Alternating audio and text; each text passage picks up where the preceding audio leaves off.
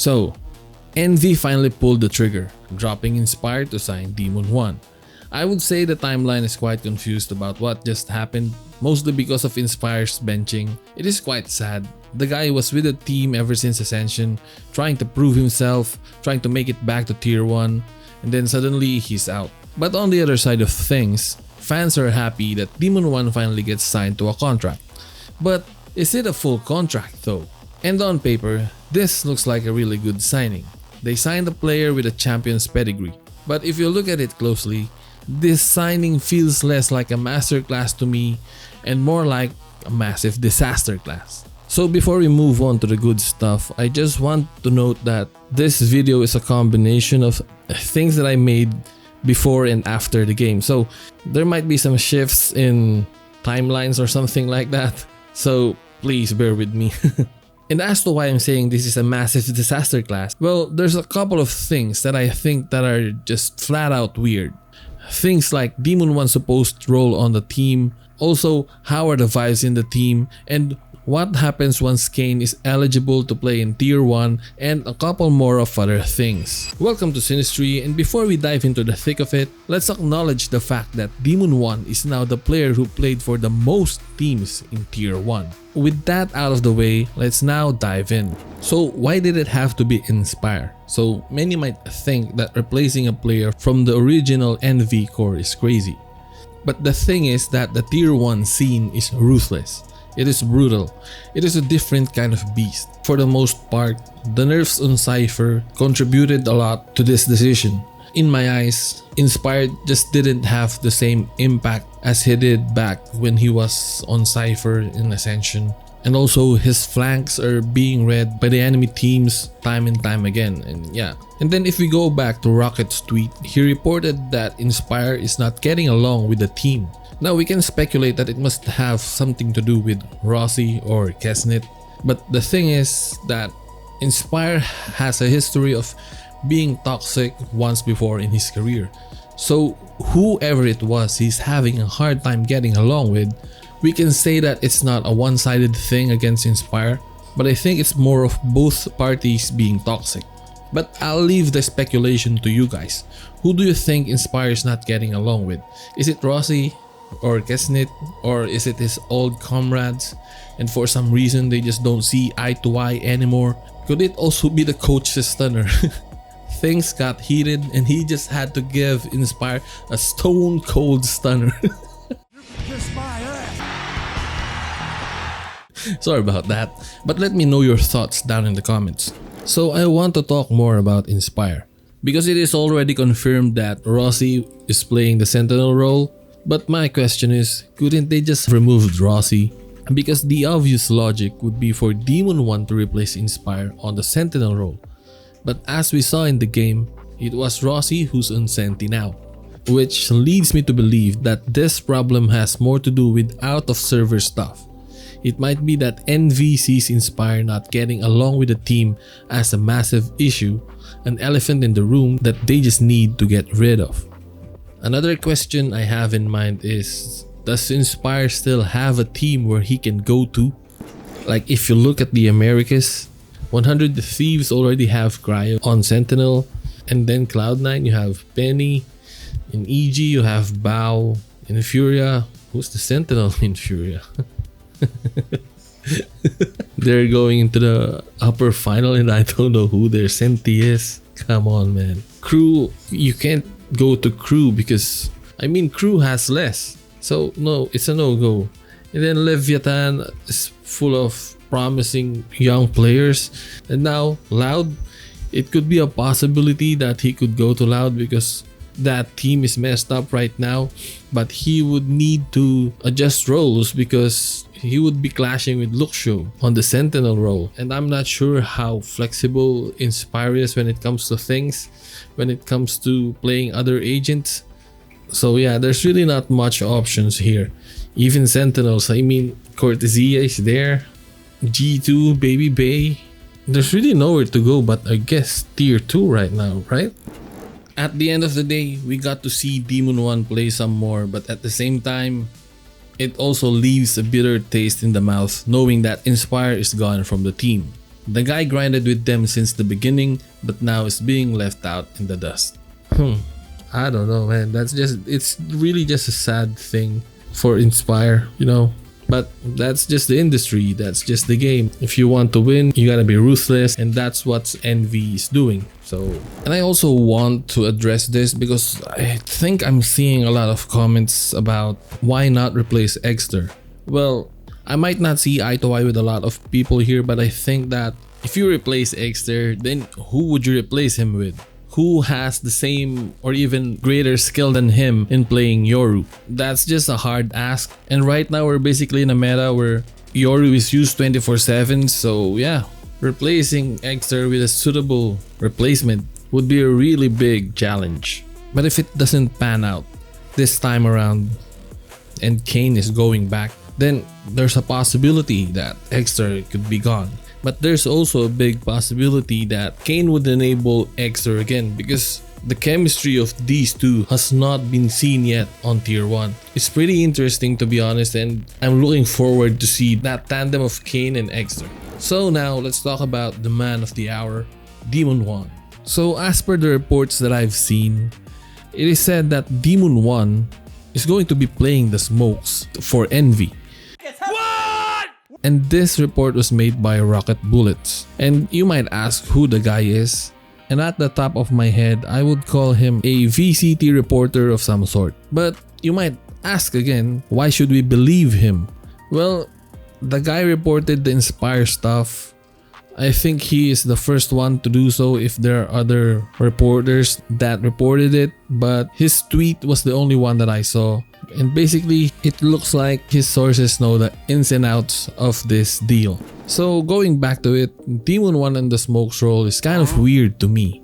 But we'll have to wait and see if this is the case. And if it is, I won't be surprised if this does not work. Because we already have Exhibit A in Demon1's stint on Cloud9.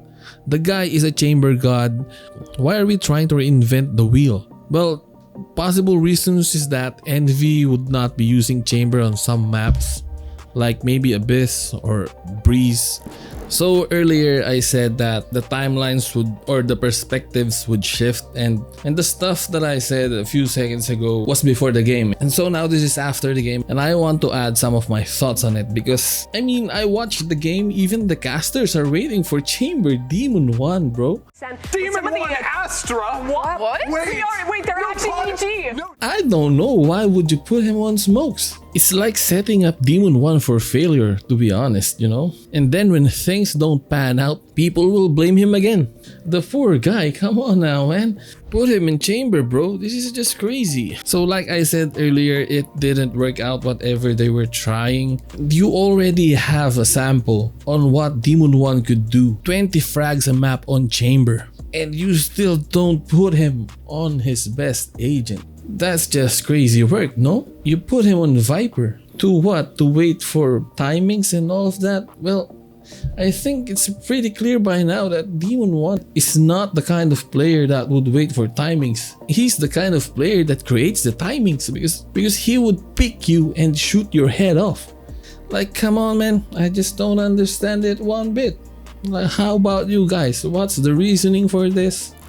In the broadcast, Mimi was saying that Demon1 is still trying to find his voice within the team. Positions where he's telling his team what he needed. I think we had some of that here from Demon1 as well. But the big difference is he was joining into a team that already has a lot more voices and a lot more players that have preset ideas going in. This was a bit of a step back for Demon1 and still trying to find those places to get his word in. And I'm just curious as to why Demon1 accepted this opportunity if he can't get his way. Like, for sure there would be talks before signing the contract about the agents that you will use, something like that. Did he actually want to play smokes, or is he that desperate to get on a team?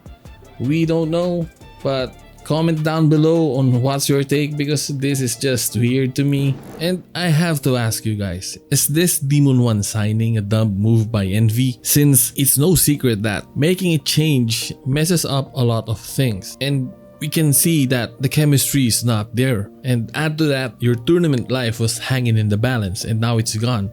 hindsight, if you look at it, it's really not surprising that they lost. And for Pete's sake, man, why are we seeing Demon1 Viper again, bro? This has happened before and I don't know, man, like why don't Envy capitalize on Demon1's greatest strength? Like put him on chamber. This is not rocket science we're doing here. I think that's a very simple thing, no? And Cloud9 were gifted 2 wins just by doing that. So I gotta ask again, why are we trying things out, man? But yeah, like I said earlier, the chemistry shot, and yeah, this isn't just making a lot of sense to me right now. It's understandable because they're basically a new team again. But I think Envy did this not because they necessarily want to win the game against EG today. I think their main reason for signing Demon1 now is because they wanted to act fast. As I said in the previous video, Demon1 stocks are probably on a high right now. The guy must be getting a couple of offers here and there. So Envy signed Demon1 knowing that they are having problems with their current Sentinel player. If you think about it, it was really not a hard decision to make. And maybe winning against EG wasn't really the plan, but doing all this now so that come stage 1 they would be ready, they would have things prepped up. I think Kane Zero is going to be back as well. I think Envy is preparing for a big splash come stage 1. And then another thing that I'm thinking about is how would Poppin be able to make all of this work? Demon1 famously said this. For me, dream role, do what's the most fun, or like just a role where I can do what I want, take whatever gunfight I want, whenever I want to, do what I want, not be told what to do, and just feel my own game, and then the team plays around me. So, with that in mind, is Envy accommodating Demon1's demands? Well, not really, and it looks like it's Demon1 who is adjusting to his teammates at the moment. But as to how it would turn out come stage 1, who knows what will happen. Now let's move on to the next thing. Now that Inspire's benched, people might think that the air in the room gets a bit lighter. But I think the opposite. For one, Demon1 is a world champion. It has been 2 years, yes, but come on. Demon1 looks like he hasn't skipped a beat. And so, mixing Rossy, Kesnet, and Demon1 looks like a disaster waiting to happen. And I'm worried about Poppin and eggster because they could drown in the waves of ego around them. But with all that said, let's not forget that these guys are what I would say are rejects. They have chips on their shoulders, they have a lot to prove, they want to clear their names of the allegations, whatever. And so if you're looking for something to hold on to, then hold on to the hope that these guys would do well on the chance that was given to them and prove that they are more than just small-time rejects. So now let's talk about probably the most important thing in Envy's camp, and it's about Kane's return. So we once thought that Demon1 was the chosen one, but now he's become a mercenary to whatever team that wants to take a gamble on him. So now we all know there's a new chosen one on Kane. So once he returns, what happens then? I mean, who goes out? Is it Kesnet by default because he's the God of Latam? Because he's the duelist? Or is it Demon1 and this is just another mercenary stint?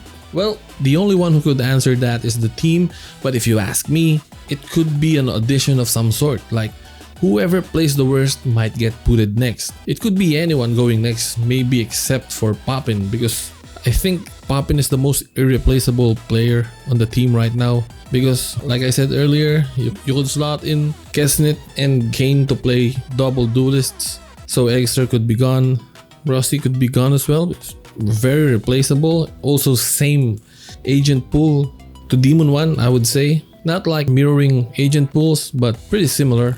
And again, this move by Envy tells me that they are taking the ruthless approach in their pursuit of being a great team in the VCT. It doesn't matter if you have been with them since the beginning. If they feel that something is not working, then they would not be afraid to make a move out of it. And we are seeing it right now. Like I said, they want to be a great team. It could either be by winning championships or by amassing a ton of clout. So Sentinels, watch out because it's looking like Envy is going to give you a run for your money in being the Cloud Kings of Americas. So what do you think of Envy? Did they bench the wrong guy? And lastly, Can Demon1 take this NV team to new heights? As always, see you guys in the comments. Leave a like if you enjoyed, hit that sub button so you don't miss out, and I'll see you in the next one. Peace.